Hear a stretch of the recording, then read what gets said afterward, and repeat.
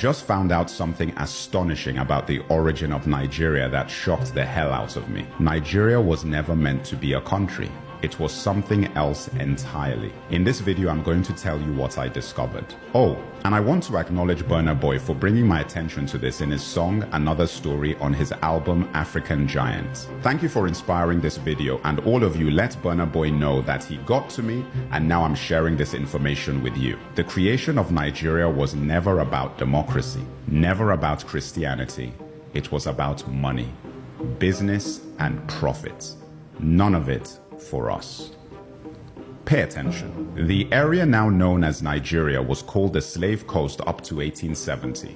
This was the point at which the British had stopped slave trading and moved on to palm oil as their primary commodity out of Nigeria. One of the main suppliers of palm oil was the Benin Kingdom, and you have to watch my video on one of the greatest African kings most of you have never heard of, Oba Ovonramwen. This is an important story for me personally because I'm from that region, so they are my people, and his fight with the British Empire over palm oil is one of the greatest stories of African colonial history. Anyway, everyone wanted palm oil, and especially the British. A man called George Goldie set up the United African Company in 1879, which was then changed to the National African Company. He structured the palm oil business in the Niger Delta region, and by 1884 he had a monopoly that the British could exploit. So in 1886, Goldie violated the agreement he had made with the chiefs and moved his operations into River Niger and Benue.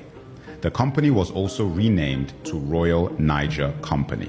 Goldie tricked the chiefs into signing unfair trade deals, giving Goldie exclusive rights to export palm oil instead of what the chiefs thought would be free trade. These contracts were written in English, a language we didn't understand, and based on laws that were not our own. This is similar to the land negotiations done with Native Americans in what is now known as the United States of America, where deals were done via contracts in English with laws that had nothing to do with the Native Americans.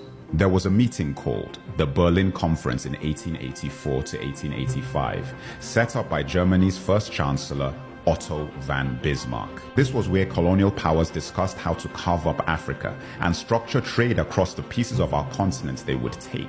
We were not part of these conversations. The best way to think of this is like the NBA draft. Guys were out there making bids between lunch breaks and spa sessions. At this conference, the kingdom of Opobo was given to Britain. When King Jaja of Opobo tried to export his own palm oil, he was accused of obstructing commerce and then exiled. How crazy is that? And on his way home in 1891, he was poisoned with a cup of tea. Guys, I couldn't make this stuff up. The Jaja of Opobo story made other chiefs wary of their deals with the British. King Koko of Nembe Brass was one of them. He tried to take down the Royal Niger Company and attacked the company headquarters in Akassa, Bayelsa on January 29, 1895. King Koko captured 60 white men and lost 40 of his own soldiers. He used the 60 hostages to demand he be allowed free trade, the agreement he believed he had with the British company. They refused, and he killed 40 of his hostages. The British Royal Navy retaliated by leveling the city of Brass completely on February 20th, 1895. King Koko went into exile, and the British not only took control of the palm oil he once had, but also fined the people of his kingdom £500, as well as confiscating their weapons. Tragically, King Koko committed suicide in exile in 1898, after being branded an outlaw by the British company that had taken his kingdom, palm oil, and reputation. The Royal Niger Company sold its territory to the British government for £865,000 in the late 1800s. This territory was known as Nigeria. In 1914, the Southern Protectorate and Northern Protectorate was combined by Lord Lugard, and like that, the Royal Niger Company was rebranded as a country which would gain independence on October 1st, 1960. And Lugard is a street in Nigeria that still exists today. The Royal Niger Company changed its name to the Niger Company Limited, and it was then acquired by Unilever. Unilever still operates in Nigeria to this day. And that, my brothers and sisters, is how Nigeria came to be. We have a long way to go to fix the country, but we won't ever have a hope and a solution to our problems if we don't know how they started. What I told you in this video is just a small part of the foundations that led to unrest, civil war, economic instability, and so forth. Remember, it's not about asking anyone else to fix this, or even wasting time blaming those we know caused and perpetuated it. This is about knowing our history.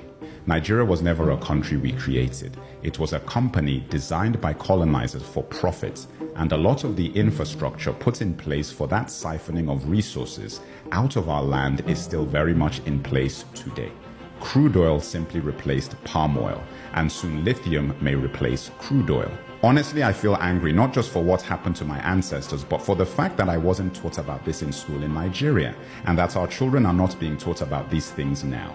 Every Nigerian should know everything about who we are and what we are up against. If you would like to support my work, you can become an official supporter from the link on my profile, where you can also follow my free podcast and newsletter, and grab a copy of The Crusaders, a graphic novel in English or French, a series about a team of Nigerian siblings who go around the world reclaiming stolen African history, one adventure at a time.